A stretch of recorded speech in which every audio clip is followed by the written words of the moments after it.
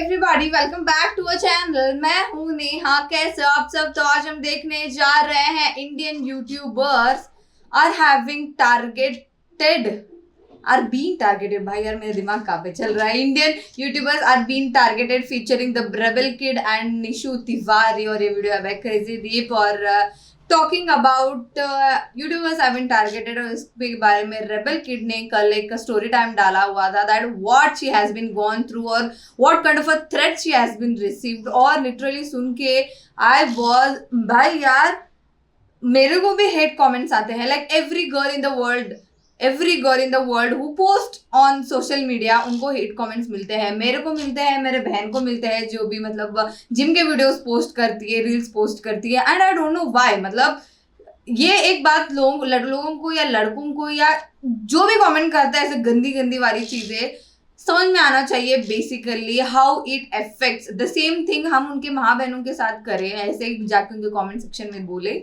Then वो consequences क्या होगा, what will you think at that time. बस वो एक दिमाग में रख के तुम दूसरों के कमेंट सेक्शन में जाके कमेंट कर देना। This is what I want to say. And also Nishu Tiwari के साथ भी एक फिजिकल अटैक हुआ था एंड द कार उनको ऐसा तोड़ा था, शीशे and everything. They were following her and मैंने वो वीडियो देखा हुआ था, रील देखी हुई थी मैंने। And literally are girls safe, are women safe in India?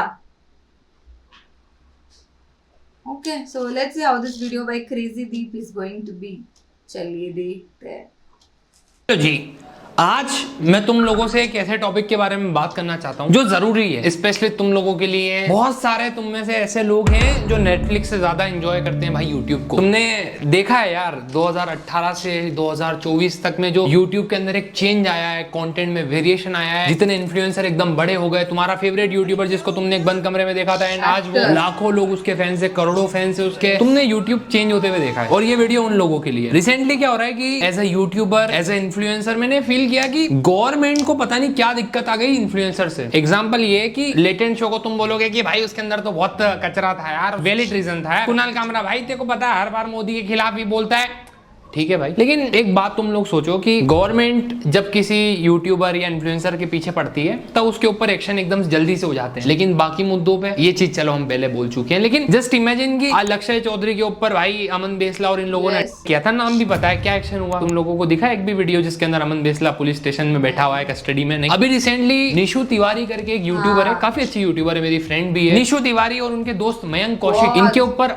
हुआ इन लोगों की कार तोड़ दी, इवन इनके साथ फिजिकल फाइट हुई। निशु तिवारी ने एक वीडियो भी डाली थी रोते हुए जिसको बाद में उन्होंने डिलीट कर दिया। उसके बाद निशु तिवारी ने ऑब्वियसली पुलिस के पास रीच किया, बहुत सारी हेल्प मांगी सोशल मीडिया से। उन्होंने सोचा कि कुछ हेल्प मिले लेकिन नहीं मिली। उन्होंने बाद में एक पोस्ट लगाए थे कि एज अ वुमेन वो दिल्ली छोड़ो इंडिया में सेफ फील नहीं करती, यहाँ की जो पुलिस है वो सपोर्ट में नहीं है। उनके लिए बेस्ट ऑप्शन अभी उनको जो फील हो रहा है उस टाइम पे वो ये है कि ये देश छोड़ के चले जाए। आप लोग ऐसा समझो कि जब कोई इन्फ्लुएंसर के खिलाफ गवर्नमेंट को एक्शन लेना हो इतनी जल्दी। फॉर एग्जाम्पल रणबीर इलाहाबादिया को ले लियो भैया। रणबीर इलाहाबादिया ने गलती करी, मैं मानता हूं, लेकिन वो कोई टेस्ट नहीं था। जिस तरीके से उसको पुलिस पकड़ के पेश कर रही है जजेस के सामने, वो बाहर ट्रेवल नहीं कर सकता, उसका पासपोर्ट जब्त है। तुम एक इन्फ्लुएंसर, एक कंटेंट क्रिएटर, उसको इस तरीके से ट्रीट कर रहे हो जैसा तुम रियल क्रिमिनल को नहीं कर। क्या कहां भागेगा वो? भाग कहां जाएगा? उसका कंटेंट है पॉडकास्ट लेना, वो इंडियन ऑडियंस के साथ ही करेगा। उसके घर, उसकी प्रॉपर्टी तुम लोगों के पास है, वो तुम्हारे कहने पे हर बार कोर्ट में आ भी जा रहा है। उसके बाद भी उसका पासपोर्ट ले लिया जैसे उसके लिंक है भैया किसी क्रिमिनल या किसी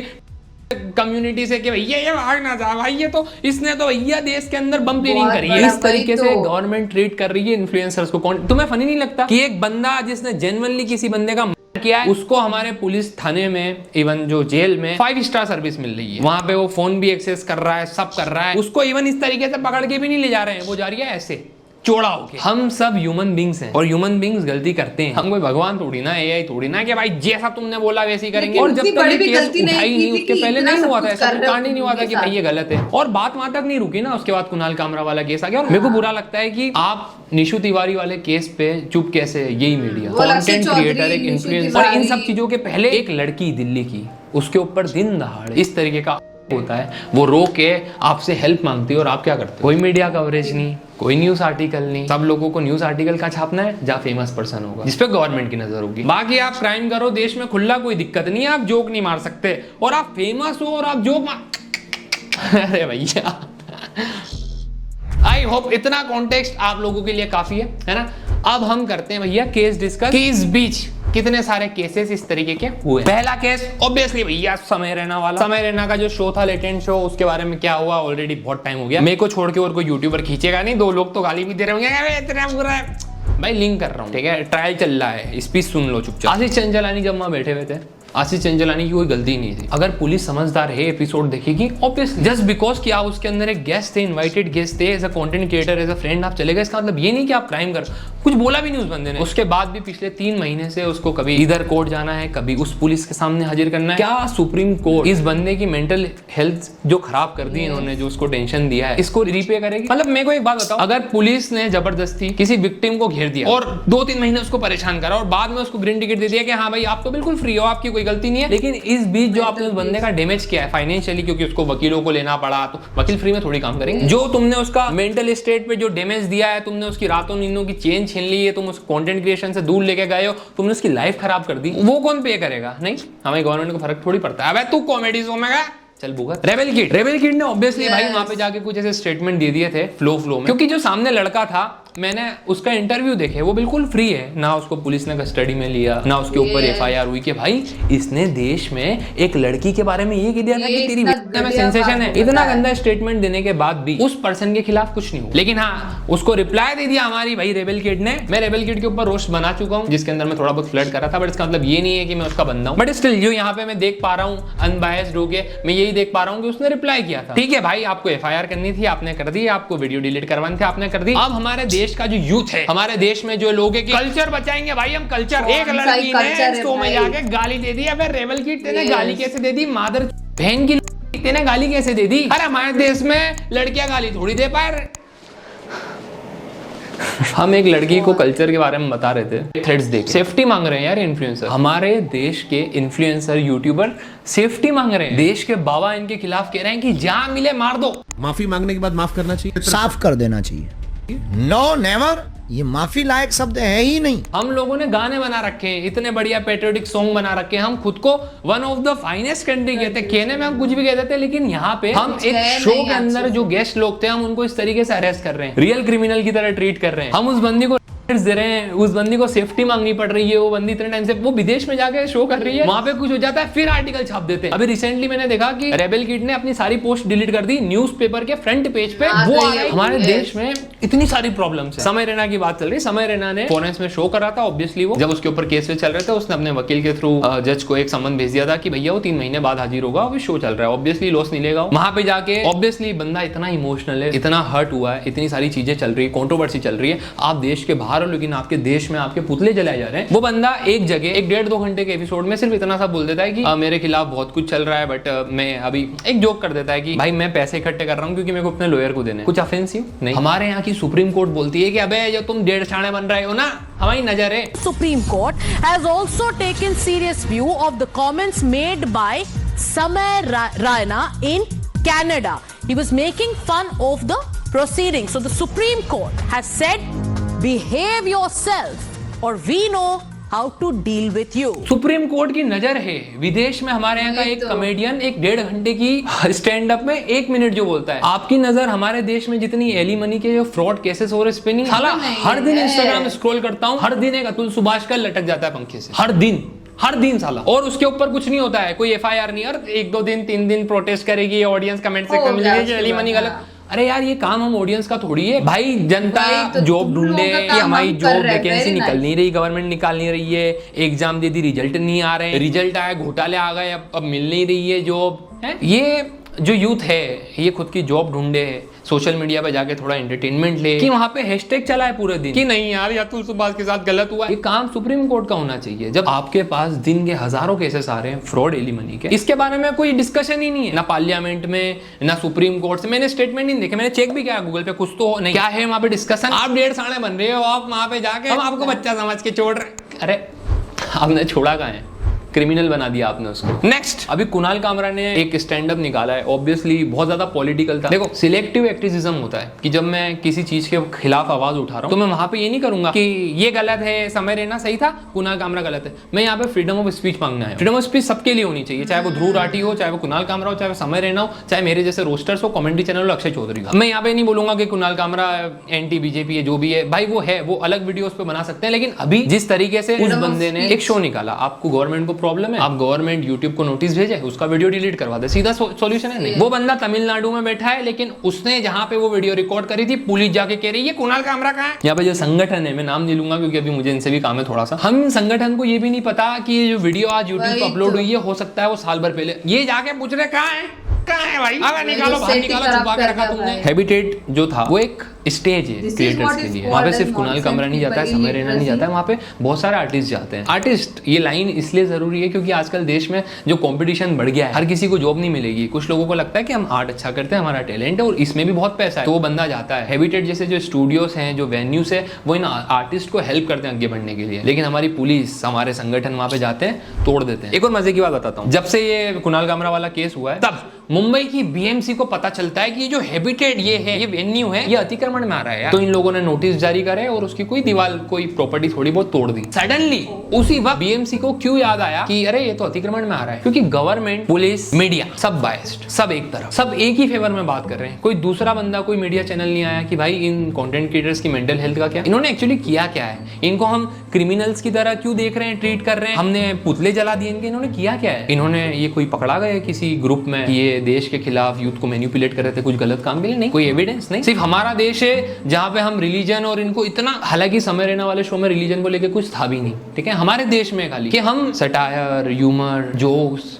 नहीं, हमको अभी भी 1999 में ही रहना है। आप ना वही जोक करो भैया, चीटी हाथी संता बनता तो सेफ हुआ। लेकिन मेरे को ऐसा लगता है, मेरा ओपिनियन है, मेरे को ऐसा लगता है कि अगर देश का जो यूथ है उसमें क्रिटिकल थिंकिंग आ गई ऑडियंस में, तो वो फिर कैसे पड़ेगा ट्रैप में, जब कोई बड़ा सा नेता आपको चूतिया बना रहा है लाइव स्टेज पे खड़े होकर, जब उसके फैक्ट्स अनक्लियर है, बस मैनिपुलेट कर रहा है। लेकिन आपने आप स्मार्टफोन देखते हो और आपको पता चल गया, आप क्रिटिकल, क्योंकि आजकल की जो यूथ है वो बहुत बढ़िया, आज अगर कोई नेता स्पीच देता है उसके अंदर जो उसने गलत बोला दूसरे सेकंड मीम बन जाता है। तो ऑब्वियसली ये जो स्टैंड अप कॉमेडियंस है, जो सटायर कंटेंट बनाते हैं, इनकी ऑडियंस के अंदर भी बहुत क्रिटिकल थिंकिंग है। तो उन लोगों को दबा दिया जाए, कैसे दबा दिया जाए, पहले उनके कंटेंट को डिलीट करवाओ, आवाज उठाओ, उनके पुतले जलवाओ, एंड में बिल्कुल शर्म नहीं आई इस गवर्नमेंट को, इस मीडिया को और इस पुलिस को कि जो ऑडियंस अपनी ऐसी टफ लाइफ में एक शाम कुणाल कामरा की टिकट लेके वहां चली जाती है, और सोचो कि आप टिकट लेके एक स्टैंड अप कॉमेडियन को देखने जा रहे हो और उसके लिए आपके घर पे आ जाता है या नोटिस पेशी लगाओ, और पुलिस आपसे क्वेश्चन पूछ रही है कि आप कुणाल कामरा को,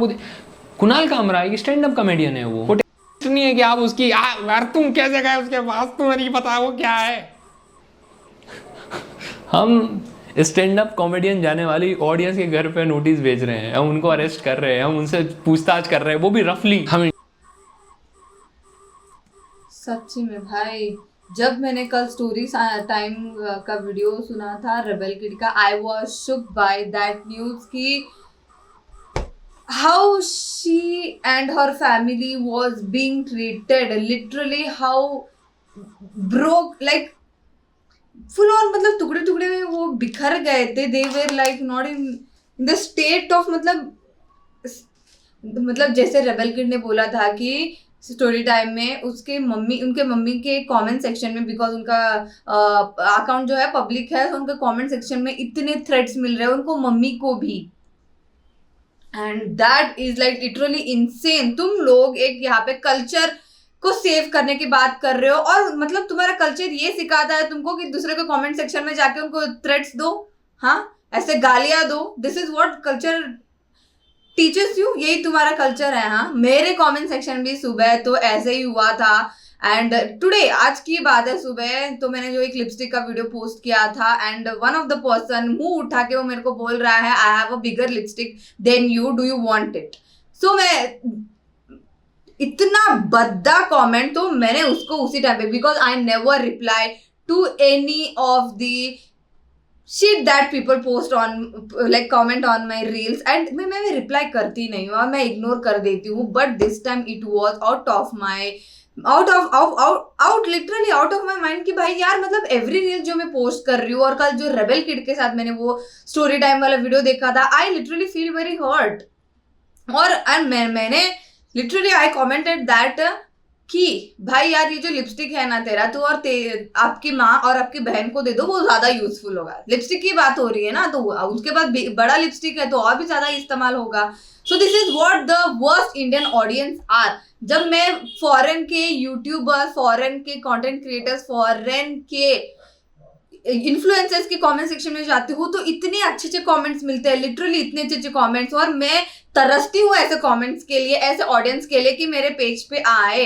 एंड दिस इज हाउ, अगर वो एंटरटेन भी कर रहे हैं लाइक फॉरेन ऑडियंस को, फॉरेन इन्फ्लुएंसर्स या क्रिएटर, वहां पे भी they take it very positively. I don't know what is wrong with Indian audience, Indian like people का mindset. Literally it's the worst ever. जब मैं लिटरली बोलती हूँ तुम एक इंडियन कॉन्टेंट क्रिएटर के कॉमेंट सेक्शन में जाओ, फॉरेन कॉन्टेंट क्रिएटर के सेक्शन में जाओ, तुम्हें क्या डिफरेंस दिखेगा, तुम्हें आके बताओ। Literally it's the worst ever being, मतलब ऐसा फील होता है अभी कि 4 साल पहले I was doing the same thing और अभी I am doing the same thing, और वो जो डिफरेंस इंडियन ऑडियंस में आया है ना, दैट्स द वर्स्ट। इतना पीपल पहले इतना सपोर्टिव हुआ करते थे एंड नाउ दे हैव इतना डीप मीनिंग वाली बातें करते हैं। I am just like done with the Indian audience. And also talking about the government in here, मेरे को समझ में नहीं आता है लिटरली गवर्नमेंट को। मतलब ठीक है, अगर मतलब वो बंदी ने मतलब एक गलत काम किया, तुमने उसके पीछे लगा, और इतने सारे बंदे जो मतलब बड़े बड़े पेजेस भी है तो उसके खिलाफ भी इतना थ्रेट्स वेट्स सब भेज रहे हैं, तो तुम उनके खिलाफ क्यों नहीं केस करते? फिर वाई तुम उनके ऊपर कार्रवाई क्यों नहीं करते? फिर इतने थ्रेट्स आ रहे हैं, उनके फैमिली को थ्रेट्स आ रहे हैं, give them safety, give them support, give them that everything they need, give them that security. But नहीं, यहाँ पे तो उल्टा ही चल रहा है भाई यार। तुमको जो लगता है सही तुम वही करोगे गवर्नमेंट, और क्या ही करना है। This is what the India is going through. और मतलब जो इंपॉर्टेंट केसेस है, अभी वो हैदराबाद का जो भी केस हमने देखा है कि 400 एकड़ का फॉरेस्ट एक दिन में ही खत्म, 400 एकड़ का फॉरेस्ट। और वो जो ड्रम वाला जो सिचुएशन हुआ है, that one is like very dangerous भाई यार। वो जो देखा था मैंने, एंड एलिमनीज एंड ये सारी चीजें जो हो रही है, क्या ही फर्क पड़ रहा है गवर्नमेंट को? क्या फर्क पड़ रहा है? जहाँ पैसे हैं हम वहां पे जाएंगे। That is it for today. अगर ये वीडियो आपको पसंद आई हो तो लाइक कर देना, नीचे कमेंट करके बताना कि कैसा लगा, और आपको ऐसे और वीडियोस चाहिए वो भी कमेंट करके बता दो। इस वीडियो को शेयर कर दो, नीचे दिए गए वाइट सब्सक्राइब बटन को वो भी क्लिक कर देना, और मेरा इंस्टा आईडी नीचे डिस्क्रिप्शन में दिया गया है, so please follow that to.